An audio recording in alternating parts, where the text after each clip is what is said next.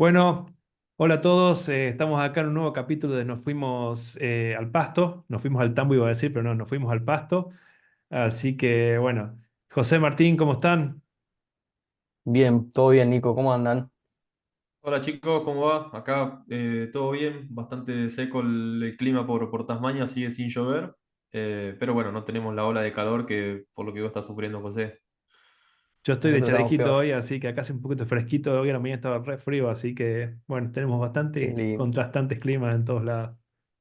Y estamos en la misma estación, eso es lo gracioso, ¿no? Sí. Bueno, Bueno, hoy un poco la idea era invitarlos y que hablemos básicamente bueno, primero que nada, sí, en básico, ¿por qué hay vacas bajo techo? ¿Por qué hay vacas al aire libre? ¿Qué tipos de tambo hay ahí afuera? ¿Por qué hay tanta diversidad? Así que bueno, un poco como decía la última vez, saquemos el whisky, saquemos el habano y que se venga la polémica en el tambo. eso. Polémica en la lechería. Cuénteme un poco Es. más o menos por qué sería eso. Bueno, yo Dale, te dicho.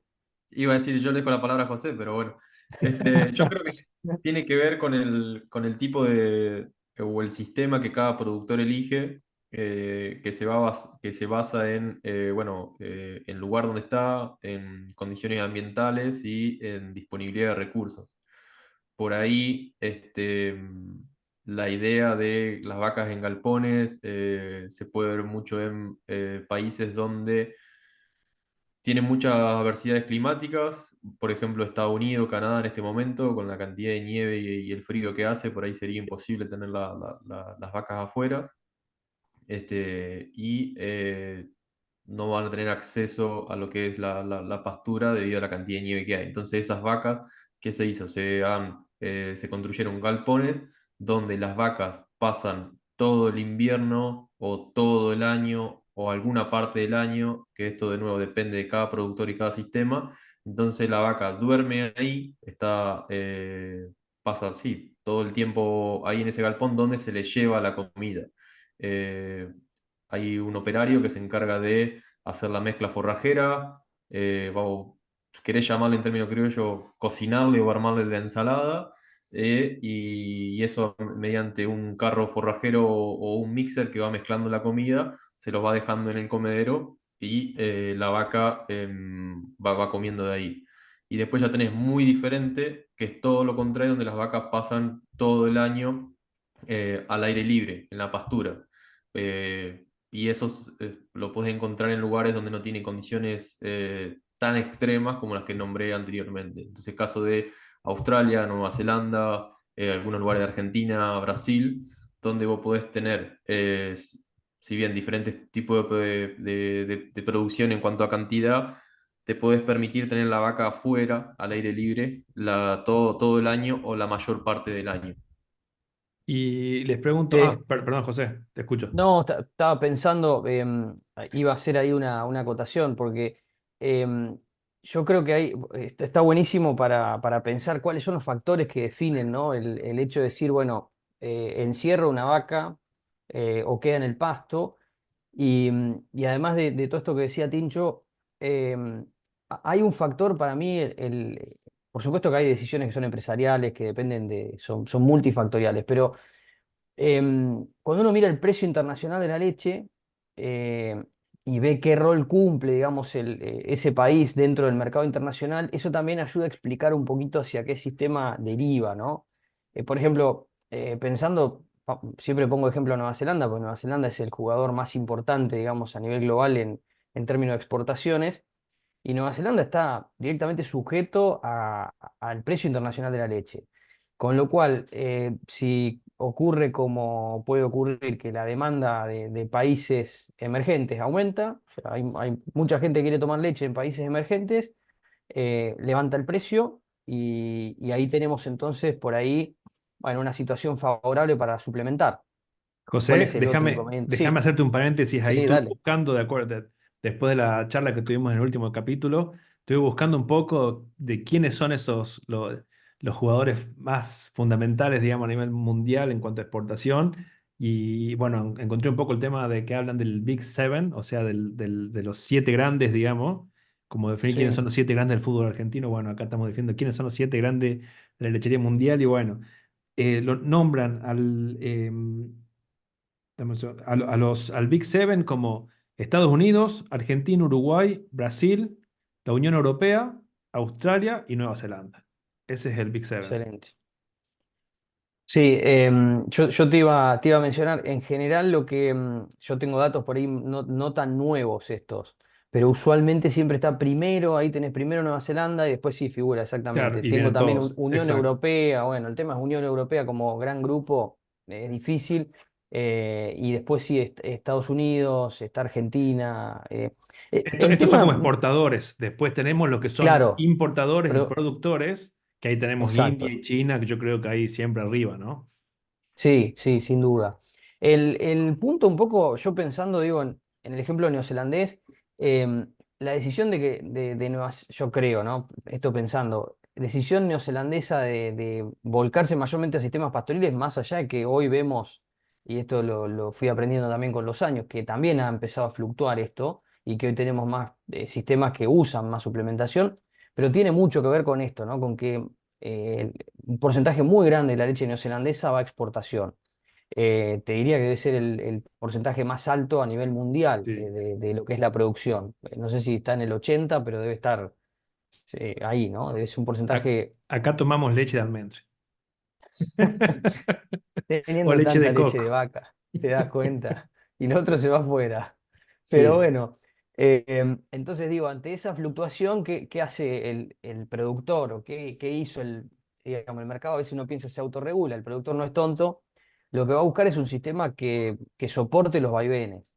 ¿Y cómo soportás los vaivenes? Bueno, con un sistema pastoril de bajo costo, además sumado a las condiciones, como bien decía Tincho, tenés condiciones climáticas que permiten un crecimiento casi todo el año del pasto, no tenés lugares con muchísima nieve, entonces en mayor medida eso te condiciona o te va llevando a estos sistemas, por así llamarlos low cost, ¿no? De bajo costo Claro. de producción de leche.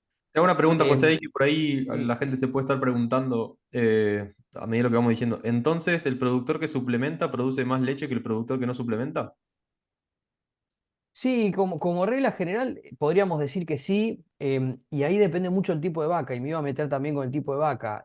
Así como hablábamos en el capítulo pasado, hablábamos de la vaca lechera como una gran generalidad, también existen diferentes razas, e incluso dentro de la misma raza existe mucha variabilidad. Entonces, yo a veces digo, cuando en Argentina durante muchos años la gente se emocionaba para ver quién tenía la vaca más grande, estábamos errando completamente la selección genética. O sea, usábamos un animal extremadamente grande, una vaca que por ahí pesaba 750 kilos, y la mandábamos al pasto, que era una vaca que estaba pensada para estar metida en un establo, como decías vos, Tincho, en Canadá o en Estados Unidos, en condiciones de confort térmico.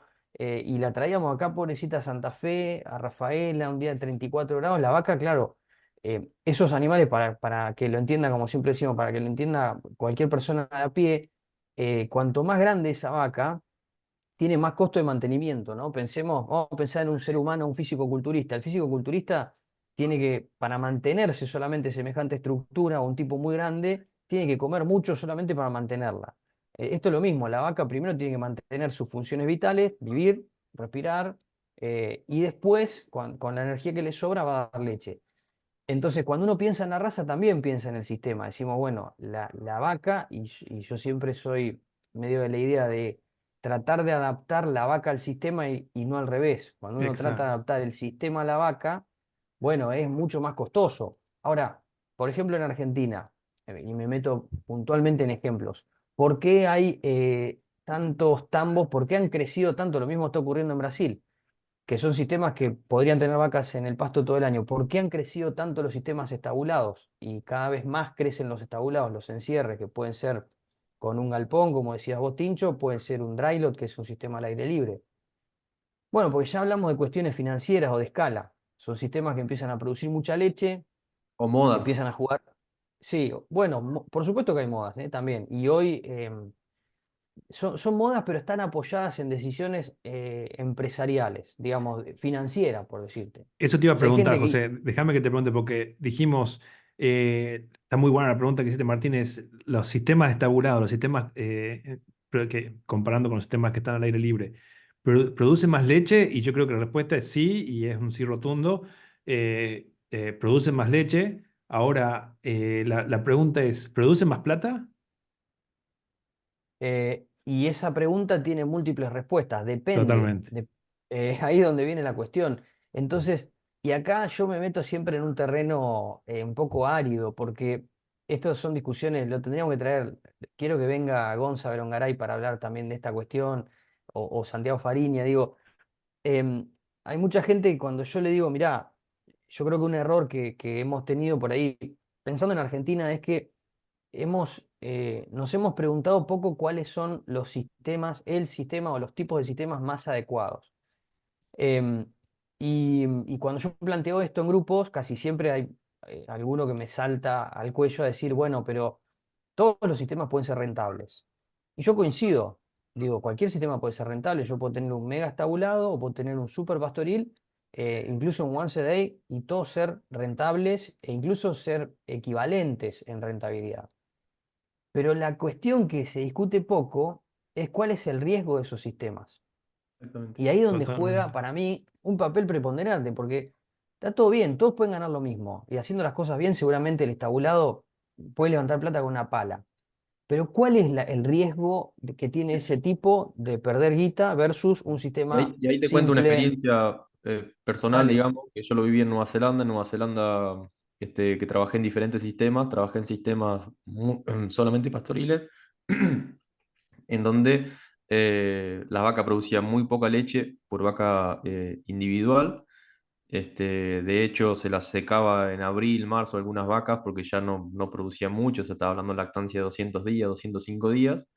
Y en el último tambo que trabajé, era un tambo todo lo contrario. Usamos muchísimo suplemento, vacas que llegaban a los 305 días en leche haciendo 30 litros, 28 litros y ya tenías que secarla porque estaban a 60 días del parto. Y entonces decía, bueno, ¿cómo estamos secando vaca produciendo tanta leche? Ahora, la diferencia era la cantidad de suplementos que utilizamos, suplementos que venían de afuera, que eran mucho más costosos que el pasto. Recordemos que en estos sistemas estamos hablando, el alimento más barato es el pasto.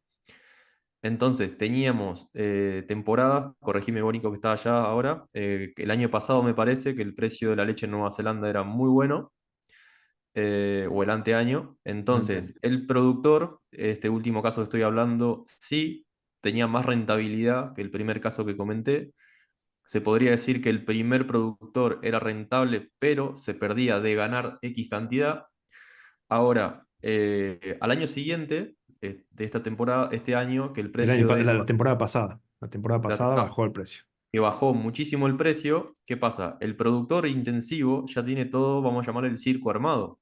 Sí, No puede cambiar de un día para el otro. Bueno, ahora como me bajó el precio, me paso a bajo costo. Después cuando sube, vuelvo a subir. No funciona así. Entonces vos tenés que mantenerte. Entonces ese productor, el último caso, puede ser que la temporada pasada o fue a pérdida o salió derecho, mientras que el productor más sencillo se mantuvo igual, puede que haya ganado un poco más.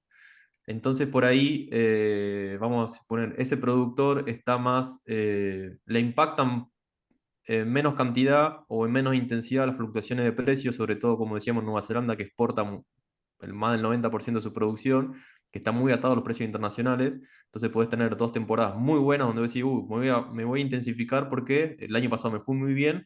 Pum, temporada siguiente te baja el precio un 20, un 30% y estás out. Mientras que el otro, vamos a poner, duerme tranquilo. ¿Me excelente, explico? sí. Muy buena descripción. Y mira, y te lo voy a decir yo lo he vivido desde otro lado, lo he vivido desde como asesor. Tuve la oportunidad de trabajar por una empresa como asesor agropecuario y tenía mi grupo de 20 25 clientes, ¿viste? En ese grupo de 20 25 clientes tenía sistemas totalmente distintos. Algunos productores que tenían sus 400, 500 vacas que no suplementaban absolutamente con nada, era pura pastura, lo único que suplementaba era en los shoulders que se llama, que es al principio de la primavera, al final del otoño, que se suplementaba con el mismo pasto que sobraba, el excedente que sobraba de la primavera-verano, los silos que se habían hecho se suplementaban en esos momentos y nada más, no se traía nada de afuera.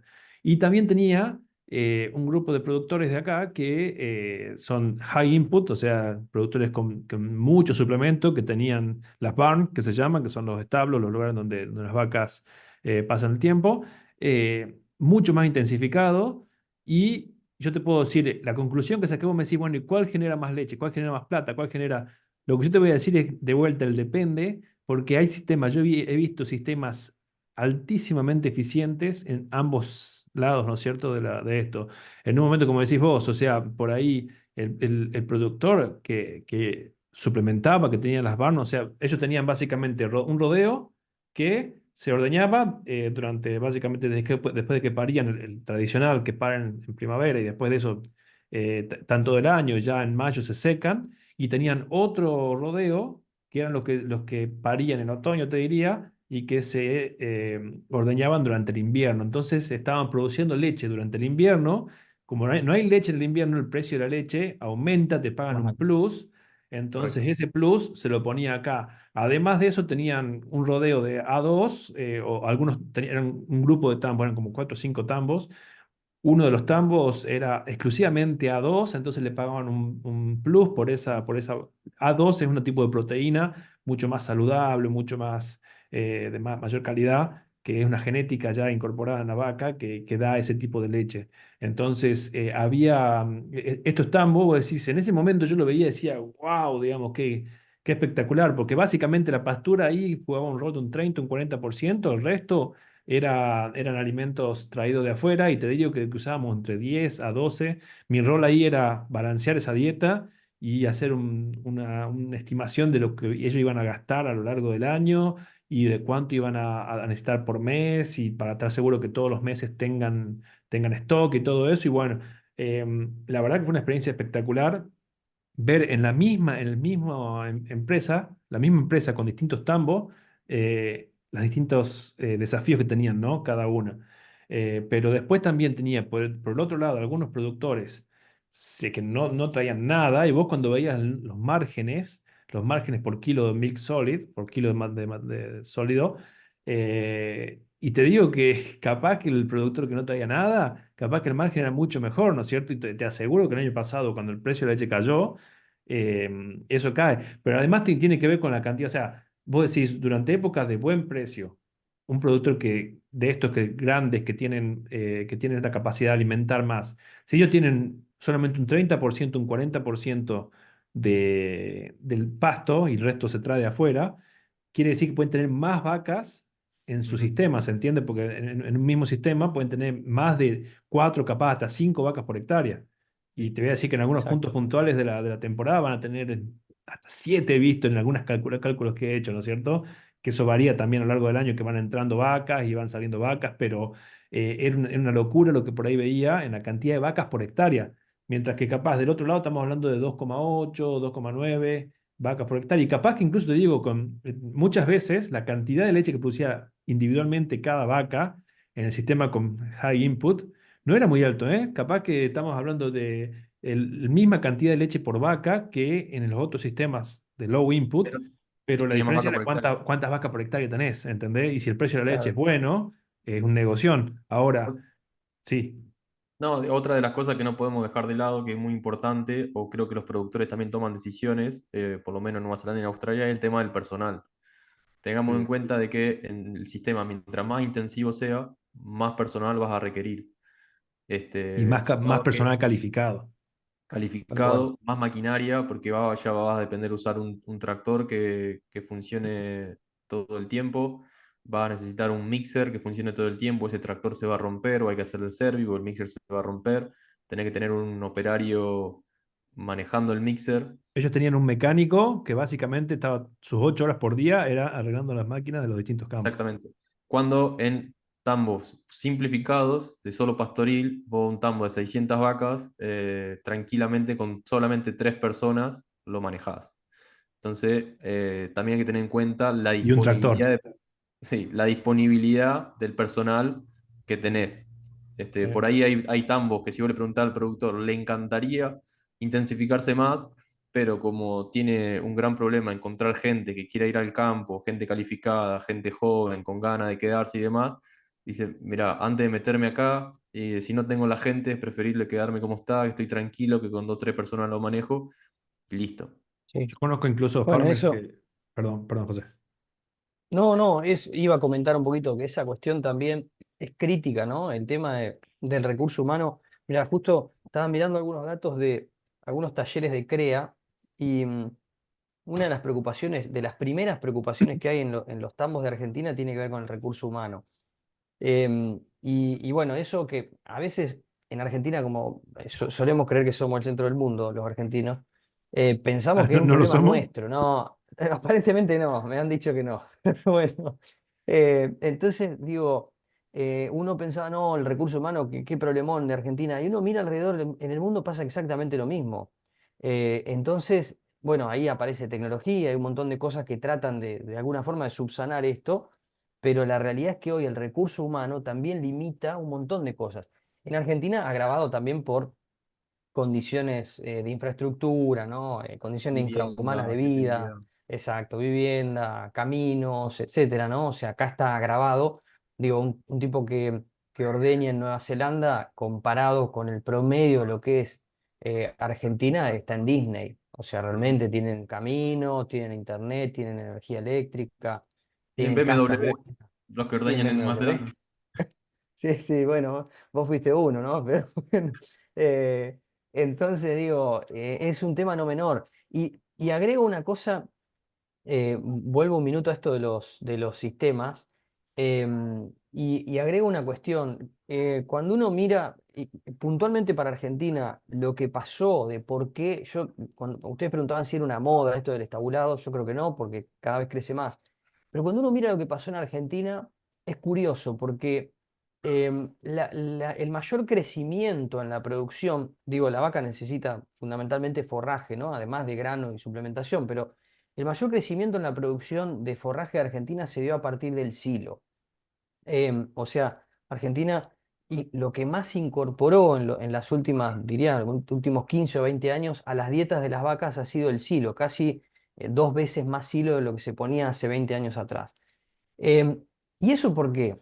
Porque el productor incorporó tecnología, o sea, los maíces son todos maíces híbridos, los sorgos también, incorporó toda la tecnología y puso todo el paquete tecnológico para hacer bien un silo de maíz. ¿Por qué? Porque era caro, porque era fácil de sembrar, porque se cosecha una vez al año. Y siguió haciendo, hablando en criollo muy argentino, una crotera, o sea, el manejo tecnológico más básico, y todo lo peor que podía hacer en la pastura. De hecho, seguimos teniendo casos de productores que por ahí siembran un cultivar, el mejor híbrido que tiene una empresa, y están sembrando semilla de alfalfa cosechada de un vecino o que compraron en Santiago del Estero. Incluso trayendo malezas al campo, un delirio. Entonces, Una cuando uno Dodge mira Ram eso, con dice, GNC. bueno, exacto, ¿no? Una cosa así, una locura. Entonces, y eso se ve en los datos. Cuando uno mira los datos, lo que vemos es que el consumo de pasto en Argentina prácticamente no se movió en 20 años. Seguimos comiendo 5 toneladas de materia seca de pasto comemos Mm. en un suelo que podríamos potencialmente producir 18 con la lluvia que tenemos y comernos, siendo conservadores, 12. Bueno, estamos comiendo 5. Y levantamos 12 o 10 o 12 de maíz en 6 meses. Entonces, eso fue una de las grandes causas esto es una hipótesis mía, muy personal, pero yo creo que eso fue una de las grandes causas de la migración a sistemas más intensificados, donde la vaca no está en el pasto, cosechás todo, pones una máquina, levantás todo el pasto, levantás todo el silo, y eso te simplifica todas estas tareas. Pero no, Te digo más, sí, José. Acá yo me acuerdo que teníamos la discusión, porque claro, acá sí producimos 16, 18 toneladas de pasto, pero también el costo del proceso. Hoy por hoy el pasto sigue siendo el alimento más barato y lo va a seguir siendo porque realmente hay mucha diferencia del pasto con otros alimentos. Pero, ojo, en algunos sistemas se planteaba la discusión de decir, che, ¿y qué pasa si en vez de hacer solamente pasto, si no hacemos un silo de maíz? ¿Viste? Con los precios de los fertilizantes, con las nubes, con las limitaciones, también esto, el tope a la cantidad de fertilizantes que podés poner en la sí, pastura y todo eso, pero sobre todo con la cantidad de fertilizantes que usan en Nueva Zelanda para poder producir lo que producen, se planteaba la discusión, ¿y qué pasa si hacemos un cielo de maíz en un pedazo y alimentamos con eso y sacamos los números en ciertas circunstancias? Y te digo que hasta incluso te convenía económicamente plantear un Sí, sistema en el cual incorpore el cielo de maíz como parte de la alimentación, ¿no? Obviamente, después viene toda la logística y todo por detrás y toda la, o sea, el hecho de insertar una tarea más a la farm, que no es poco, tal cual. pero, pero muy interesante, ¿no? Con esa discusión, me acuerdo. Sí, No, a ver, en yo creo Argentina que, digamos, también tenés que, sí, para el que se dedique a hacer producción pastoril, que por ahí, José, corregime vos, que vos tenés más experiencia ya que yo, el tema del manejo del pasto es clave. Nueva Zelanda no sé si pionero, pero andan muy bien, pero porque los productores miden. Es muy conocido el trabajo de una vez a la semana, salir a medir los potreros, hacer las curvas de crecimiento, la curva de disponibilidad, eh, manejar el pasto muy bien para que en primavera te dé para cortar silo, que ese silo lo va a usar en otoño-invierno, porque si vos no lo hiciste correctamente, no vas a tener comida, por ende, o vas a salir a vender vacas, o vas a salir a comprar comida afuera que es más cara. Entonces lo toman como algo muy, muy importante el tema de la medición y los registros, que por ahí en Argentina estamos más relajados con eso. no, te digo más, yo siempre hago, a mí hay una cosa que me gusta, una dinámica que me gusta hacer en algunas charlas, que es empezar a indagar en la audiencia y preguntar, bueno, em, ¿quiénes sembraron soja, por ejemplo? Entonces levanta la mano una parte del auditorio, muy bien, bueno, ¿y cuánto les rindió? Y bueno, y no tanto, tanto, alguno dice, o bueno, ¿saben cuánto les rindió? Lo mío, perfecto. ¿Quién sembraron maíz? Bueno, levanta la mano, ¿cuánto les rindió? ¿Quién sembraron alfalfa? Y bueno, levantan la mano, pues son todos tamberos, o sea que la mayoría tiene alfalfa como principal recurso forrajero. ¿Y cuánto les rindió? Nadie sabe. O sea, hay un 90% o más de la gente que tiene, yo les digo, creo que la analogía, no sé si ya la había mencionado, porque yo a veces estoy como Mirta Legrand, el público se renueva, nada más que Mirta tiene 95 años y yo no tengo 40, pero me olvido si lo dije, pero yo en un momento les ponía una analogía y le digo, imagínense que usted tiene una fábrica de la que no saben absolutamente nada de lo que ocurre en la mitad de la fábrica. O sea, yo tengo una puerta cerrada y en la mitad de esa fábrica no sé lo que pasa. Bueno, eso es lo que pasa en la producción forrajera en Argentina. Y, y bueno, creo que esa es una deuda pendiente. Y como al no medir, tampoco somos conscientes de lo que estamos perdiendo. O sea, de cuánto. Pues si uno tiene ni idea, dice, bueno, ¿cuánto? Y más o menos rinde 10 toneladas. Bueno, pero ¿cómo sabes? ¿Por qué no rinde 15? ¿Por qué no rinde 20? ¿Cuáles son los factores limitantes? No sé. ¿Y cuánto come la vaca? No sé. Y después ocurre otra cosa que por ahí en Nueva Zelanda u otros países donde está más involucrado el dueño es menos frecuente, pero en Argentina es muy común que está el concepto, bueno, el share milker, ¿no? El que También cobra un asociado. porcentaje, ¿no? El tambero acá, lo que nosotros llamamos tambero, es una especie de share milker. La mayoría están con un contrato que cobran un porcentaje del cheque de la leche, o sea, del bruto de la producción lechera. Entonces, ¿el tambero qué hace? El share milker, cuando ve que baja la producción porque la pastura está más o menos, chao, entra un ratito, despuntan, comen todo el bombón que está arriba y el otro queda y le levanta un poquito el silo, le cambia un poquito el balanceado, o sea, de la dieta que armó el nutricionista ya nos olvidamos. Y eso es muy común, ¿por qué? Porque va a cobrar por cantidad, por litros de leche vendido. Entonces, bueno, y ahí cuando, si el productor está más involucrado, hay otras formas de, bueno, che, no, vamos a compartir el costo de balanceado, o sea, empiezan a buscar alternativas para que esto no ocurra. Pero realmente es una caja negra, yo digo, hay una oportunidad enorme y yo por momentos siento que la estamos perdiendo porque los sistemas van cada vez más hacia la estabulación y menos al pastoril y en parte me parece por no haber hecho los deberes. Tampoco haber hecho los deberes como técnicos, ¿eh? O sea, esto Mira, también es una mira, utopía.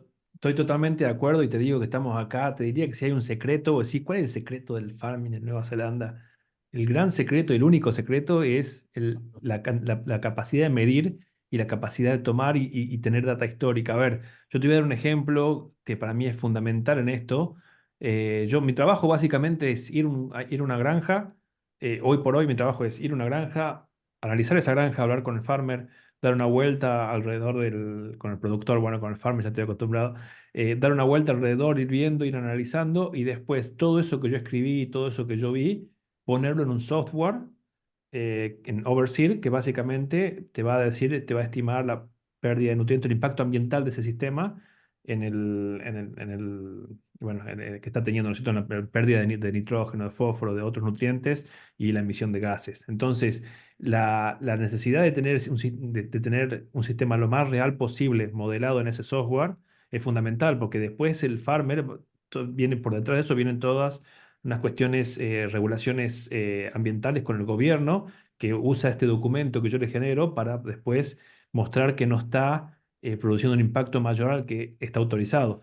Entonces, y yo mucho de esto es, a ver, no es solamente ver el sistema de que hoy ese farmer o ese productor está teniendo, sino que yo modelamos el sistema que tiene hoy y modelamos también el sistema que tenían ellos en el año base. El año base en Nueva Zelanda se considera 2009-2013, esos 4 años, un promedio de esos 4 años es el año base de cualquier sistema productivo acá. Entonces, para comparar manzanas con manzanas, pera con pera, decimos, bueno, Exacto. modelamos ese sistema y muchas veces mi tarea es ir y hablar con ese farmer 2024, hablar con el farmer de lo que hacía él entre 2009 y 2013 en ese campo, ¿está?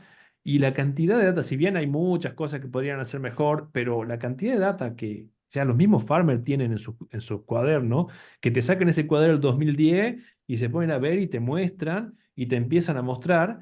Y básicamente yo puedo estimar la cantidad de pasto que produjo un productor neozelandés en el 2010 o en el 2011 con la información que él me da, porque básicamente Nueva Zelanda también encontró la vuelta para decir no hace falta que haya habido alguien cortando, haciendo materia seca en un horno y después viendo cuánto había producido, sino que diciendo, bueno, a ver, ¿cuánto alimentaste? Tanto, ¿cuánto alimento trajiste de afuera? Tanto, ¿cuántas vacas tenías? Tanto, ¿cuánto produjiste de leche? Tanto, bueno, y con todo eso podés ir de adelante para atrás, viendo, diciendo, bueno, si vos Sí. alimentaste esto, si tuviste esta producción, esta cantidad de vacas, esta es la cantidad de pasto que deberías haber producido, ¿entendés?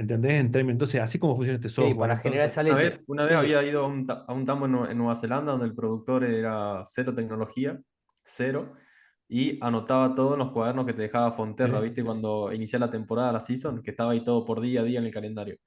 El El vago anotaba. 50% de productores o más Sí. acá en Nueva Zelanda son así, no son El, ningunos va- agribusiness men sí, o sí, ¿no? personas. No, no, el vago muchos de ellos anotaba. son farmers Sí, reales. no sé, el miércoles el Sencillito. rodeo uno fue a tal potrero, 3 hectáreas, puso el pre-grazing, el pre-pastoreo, el post-pastoreo, ese día puso vacas en ordeño total, producción por vaca. Y todos los años decía, bueno, a ver, hoy estamos en febrero del 2024, ¿dónde estaban las vacas en febrero en el 2023?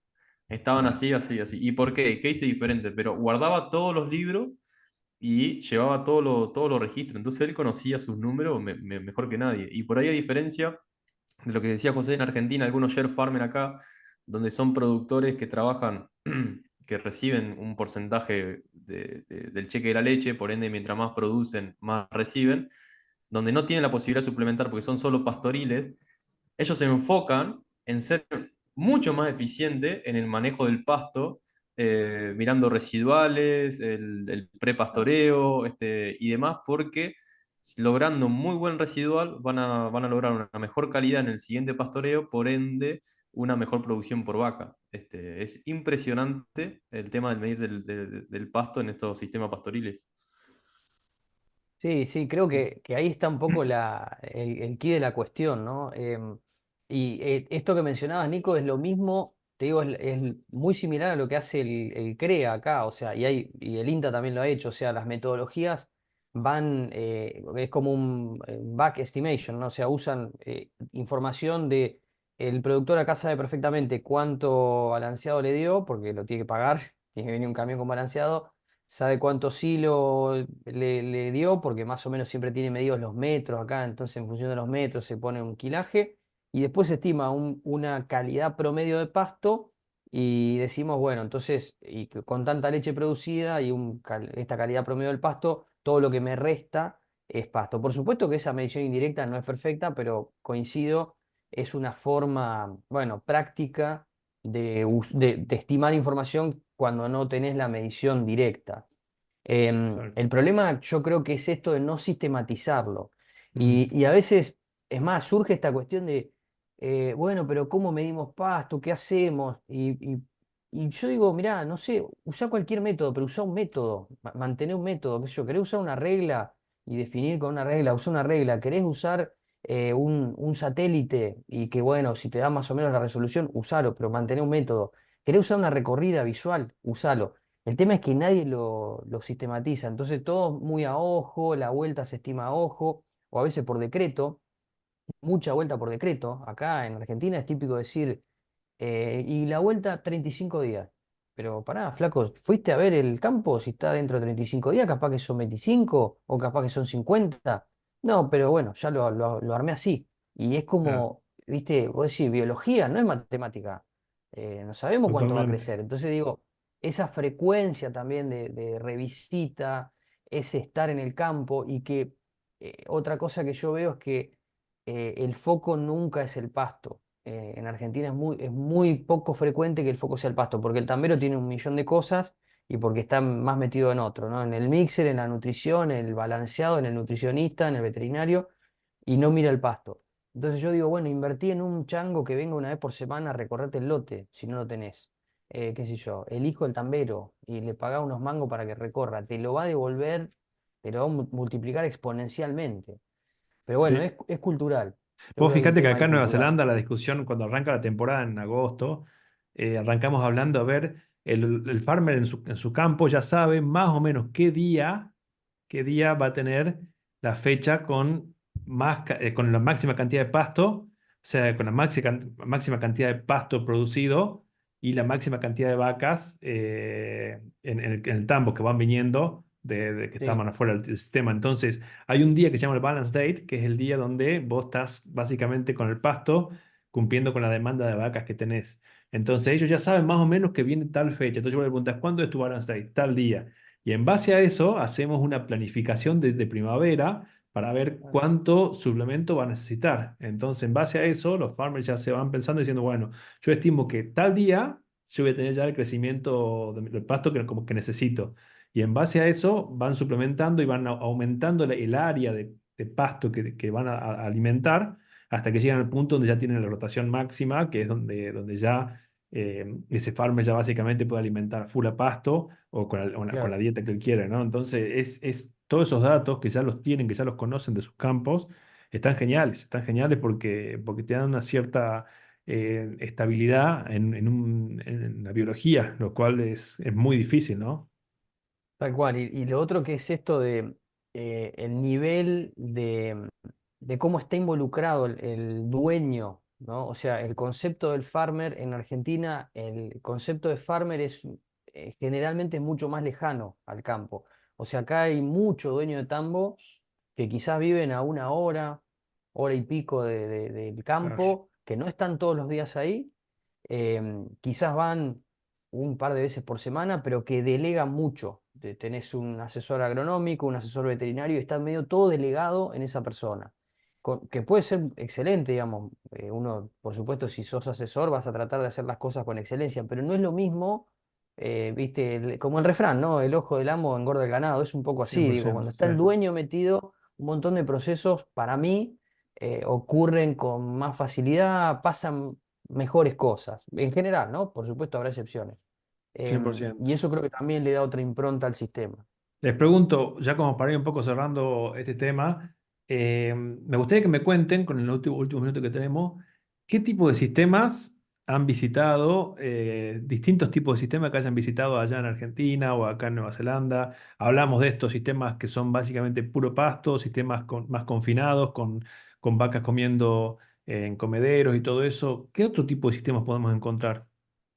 Mira, yo visité, bueno, trabajé en sistema, como decía, solo pasto sin riegos, a tambo pasto con riego, a tambo de mucho suplemento con riego, parición estacionada, es decir, todas las vacas paren en un lapso de 2 meses, 3 meses, 1 mes y medio, dependiendo del manejo de cada productor. Hay otros tambos que paren 2 veces al año, lo que es, como vos nombrabas, Nico, otoño y primavera, y hay productores que paren todo el año. Y después me encontré, que para mí sería el tambo ideal, el productor que ordeñaba una sola vez al día todo el año. Era un campo que estaban a 20 minutos de la playa, ahí en la isla norte de Nueva Zelanda. Lo curioso, que esto después se puede hablar en otro podcast, producían la misma cantidad de leche ordeñando una vez al día que ordeñando 2 veces al día, así que imagínate, ahí es más rentable, ¿no? Porque tenían menos costos, un empleado menos, gastaban menos electricidad, bla, bla, bla.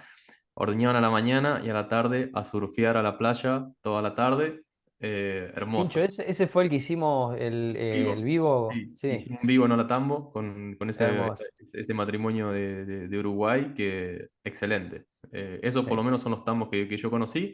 Y con respecto al tema al tipo de vaca, trabajé con vaca Jersey, trabajé en tambos con vacas Kiwi Cross, y trabajé en tambos con vacas Volando. Excelente, excelente. ¿Vos, Buenísimo. José, sistemas que hayas conocido así te hayan llamado la atención?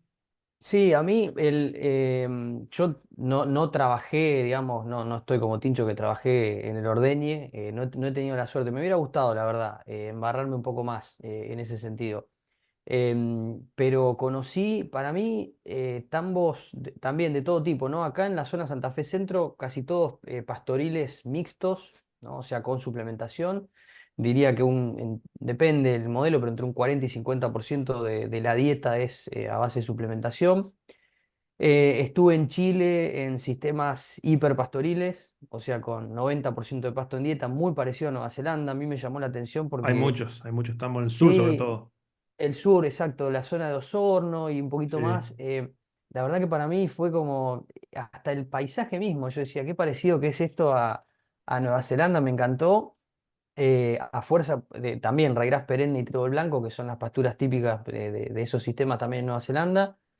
Estuve en Brasil, bueno, en Argentina también vi estabulados, por supuesto, pero en Brasil vi mucho compost barn, y en Brasil también cosas, para mí, el estado de Minas Gerais, a mí me voló la cabeza, yo no conocía esa zona y es una zona que es como que uno dice el nivel de tecnificación que han logrado los brasileros en una zona en la que hay café, o sea, vos veías una plantación de café, veías frutas tropicales, veías vacas de carne y veías tambo. O sea, tenían todo, era una cosa, pero fabulosa. Además, un estado muy, muy pujante realmente. Hay mucha lechería ahí en el estado de Minas Gerais.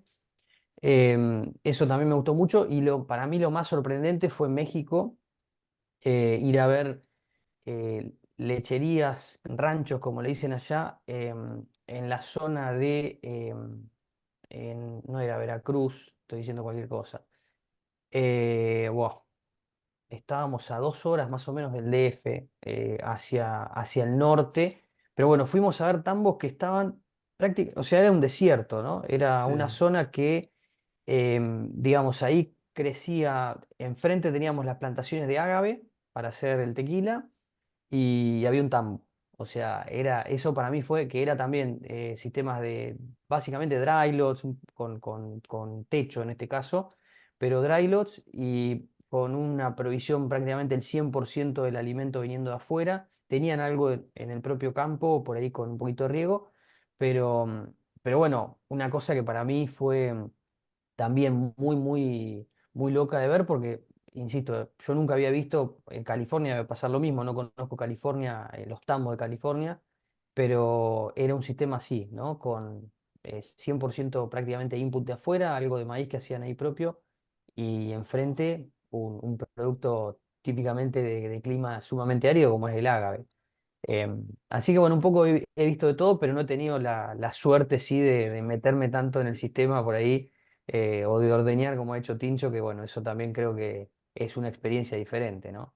¿Y vos, Nico?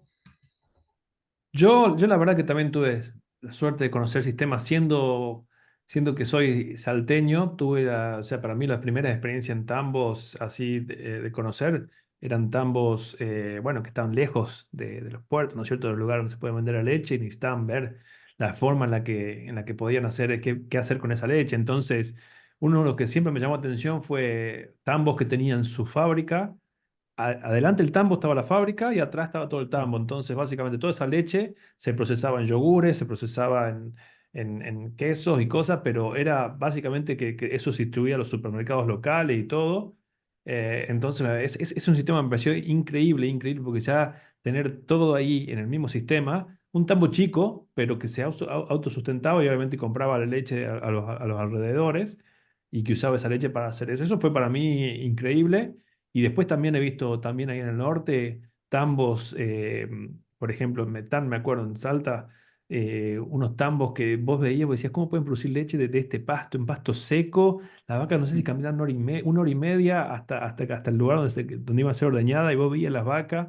Decías, ¿cómo puede ser que acá produzcan leche con el calor, obviamente, con los 40 grados que hacían en esa zona? Y sí, estaban produciendo leche. Y después he visto también sistemas chicos, por ejemplo, cuando me ha tocado trabajar en Jujuy, pequeñitos con cuántas, 10 20 vacas, 30 vacas, y tener ahí y cómo se armaban todo, hasta con palos armaban la shed para poder ahí ordeñar. Era una cosa increíble, ¿viste? Con esas ordeñadoras individuales, ¿no? Fue una cosa increíble también lo que he visto ahí, como la gente, y bueno, que un poco es esto, ¿no? No perder eso de que también un tambo con 5 o 6 vacas sigue siendo un tambo, ¿no? Sigue siendo una lechería y que provee a esa familia o ese grupo ahí de leche. Así que he tenido bueno, la suerte de ver eso y obviamente cuando vine acá, para mí, obviamente estudié en Córdoba, así que he tenido la oportunidad de conocer muchos tambos también ahí en esa zona. No tanto en Santa Fe, que por ahí en algún momento te voy a visitar ahí, José, y podemos dar unas vueltas. En Cuando Buenos Aires quieras. también. Y después, bueno, venir acá a Nueva Zelanda y básicamente uno piensa que en Nueva Zelanda son todos los tambos iguales y la verdad que son todos los tambos diferentes, ¿no? Con todo, o sea, uno cuando yo me toca ver todos los días sistemas y todos tienen sus particularidades no dejan de ser diferentes, pero sí, hay una gran diferencia entre los tambos en la isla Norte y los tambos de Isla Sur. Básicamente acá en Canterbury, donde estoy yo, el riego es una cosa fundamental. En el norte no hay riego, básicamente. Eso es muy, muy distinto. Y después también, este tipo de productos, yo me acuerdo cuando vos contabas eso de una vez, que ordeñaban una vez al día todo el año, yo tenía esa discusión he tenido con un farmer, me acuerdo que él me contaba eso, me dice yo, un tipo bastante rústico, bastante, no me imagino que haya sido un gran empleador en su vida, porque era un tipo que con pocos pelos, ¿viste? Poco pelo en el sentido de que no tenía muy buen humor, era un tipo difícil de llevar y yo me imaginaba la cantidad de gente que había pasado por ahí a sufrir, ¿no?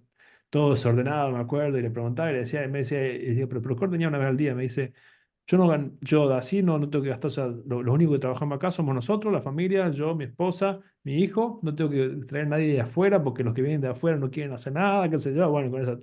Y él, claro, su sistema de repente se veía adaptado a él, a su personalidad, que era una persona tan fuerte que de repente todo, las vacas eran todas Jersey, entonces, viste, sin más rústicas, el pasto era un desastre, o sea, vos veías todo el pasto lleno de maleza, lleno de todo, pero en cierta forma el tipo estaba haciendo, en términos económicos, baja cantidad de fertilizante y qué sé yo, el tipo, en niveles económicos el tipo le servía porque le daba para vivir, le daba para todo, ¿entendés? Y para él, y no se complicaba la vida. Chao. ¿Entendés? Y él se quería quedar 5 horas arreglando su tractor ahí, que era lo que le gustaba, listo, se quedaba.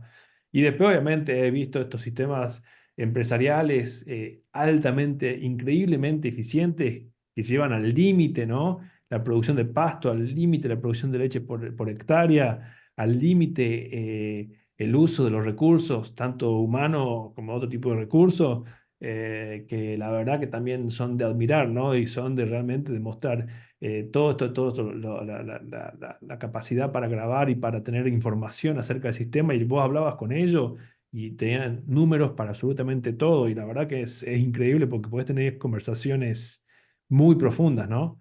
Así que bueno, sí, me parece que a estas alturas un poco pudimos presentar un poco qué tipo de sistemas podemos ir encontrando. Yo, como dijimos, desde Sudamérica a Oceanía, pasando por Europa, vamos a encontrar un sinfín de tipos de sistemas y eso es lo que hace también más apasionante esto, ¿no? Y cada sistema tendrá su objetivo. Pero bueno, muchísimas gracias bueno, por presentar esto. La verdad que ha sido una charla muy linda. Les agradezco. Si quieren acotar algo más.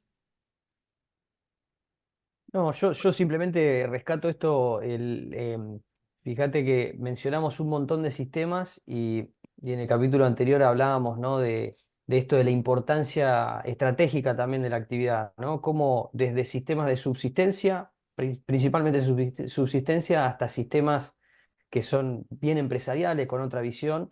Y bueno, eso creo que es muy, muy valioso, ¿no? Como Eh, actividad tiene un valor muy grande para la sociedad. Simplemente eso digo, con la diversidad de cosas que que mencionamos, hubo un dijimos. poco de todo. Bueno, ahora te voy a dejar vos, Martín, que digas tu comentario y que cierras el programa ya que estamos.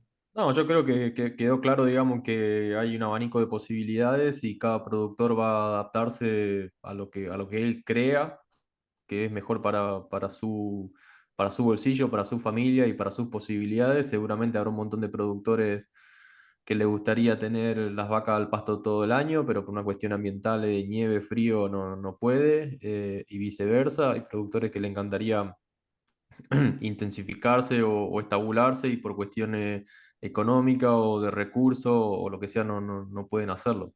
Pero sí creo que sea el sistema que se elija, hay que, como decía José, hay que adaptar la vaca al sistema, ¿viste? Y no el sistema a la vaca, ¿no? Si un productor está decidido a quedarse pastoril, no podemos o no debería poner una vaca que no está seleccionada o no está hecha para ese sistema. Una vaca de 750 kilos caminando 2 kilómetros al día y puede que no ande o viceversa, por ahí una vaca que está más seleccionada para el pasto, si la metemos a un sistema intensivo donde pretendemos que esa vaca produzca muchísima leche para ordeñarla hasta 3 veces al día, posiblemente no ande, ¿no?